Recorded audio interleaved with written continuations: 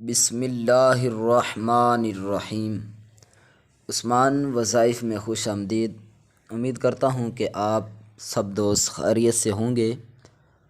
آج بہت ہی زبردست اور پاورفل وظائف ہم انشاءاللہ سنیں گے۔ کافی دوست یہ پوچھتے ہیں کہ رزق میں برکت کا وظیفہ، دعائیں قبول کرنے کا وظیفہ بتایا جائے۔ تو انشاءاللہ جب آپ یہ وظائف اس وظیفے پر عمل کریں گے تو اللہ کے فضل و کرم سے آپ کی تمام دلی جائز دعائیں بھی قبول ہوں گی، اور آپ جس مقاصد کے لیے یہ وظائف کریں گے اللہ تعالیٰ اس مقصد میں انشاءاللہ نبی علیہ الصلاۃ والسلام کے صدقے کامیابی و کامرانی بھی ضرور عطا فرمائے گا۔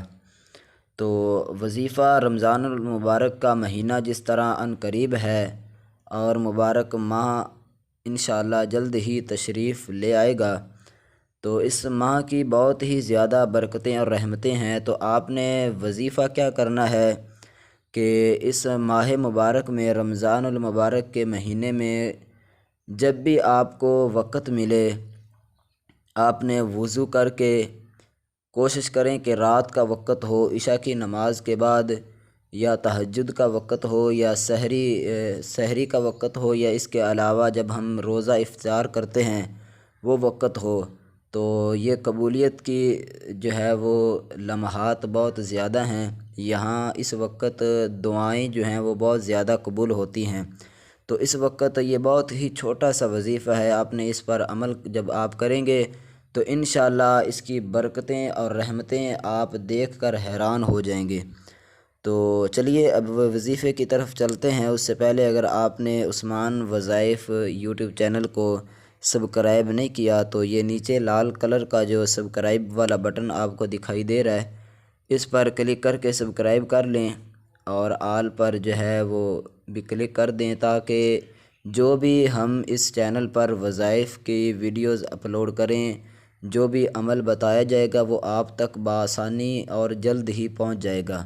تو چلیے اب وظائف کی طرف جو ہے وہ چلتے ہیں۔ آج کے ہمارا جو موضوع ہے اس کی طرف چلتے ہیں۔ آپ نے کیا کرنا ہے کہ اول آخر تین مرتبہ درود شریف پڑھنا ہے، اور اس کے درمیان میں 21 مرتبہ سورہ کوثر کو پڑھنا ہے۔ انا اعطیناک الکوثر فصلی لربک وانحر ان شانئک هو الابتر۔ اس سورہ مبارک کو بہت ہی آسان سی، دیکھے کہ بہت ہی جو ہے وہ مختصر سی یہ صورت ہے، لیکن اس کی فضیلت اور اس کی شان بہت زیادہ ہے۔ تو آپ نے اس سورہ مبارک کو 21 مرتبہ پڑھنا ہے۔ پہلے 3 دفعہ درود شریف پڑھیں، پھر سورہ کوثر کو 21 مرتبہ پڑھیں، پھر اس کے بعد دوبارہ 3 دفعہ درود شریف پڑھیں۔ آپ جب یہ عمل کریں گے اس کے بعد آپ نے اللہ تعالیٰ کی بارگاہ میں دعا مانگنی ہے، اس سورہ مبارک کا وسیلہ جو ہے وہ پیش کرنا ہے، اس کہ اللہ تعالیٰ اس سورہ مبارک کے صدقے ہماری جو بھی آپ کی نیک تمنائیں ہوں، حاجات ہو، دلی آرزو ہو، وہ اللہ تعالیٰ کی بارگاہ میں مانگیں۔ انشاءاللہ اللہ تعالیٰ کے فضل و کرم سے نبی علیہ الصلاۃ والسلام کے صدقے جو بھی جس طرح کی آپ کی دلی جائز نیک مرادیں ہوں گی وہ انشاءاللہ ضرور جو ہیں وہ پوری ہوں گی۔ تو امید کرتا ہوں کہ آپ کو یہ وظائف بہت ہی پسند آیا ہوگا۔ اگر پسند آیا ہے تو آگے جتنا ہو سکے شیئر بھی کریں اور ویڈیو کو لائک بھی کر دیں۔ ملتے ہیں انشاءاللہ نیکسٹ ویڈیو پر، تب تک کے لیے دیجیے اجازت۔ السلام علیکم ورحمۃ اللہ۔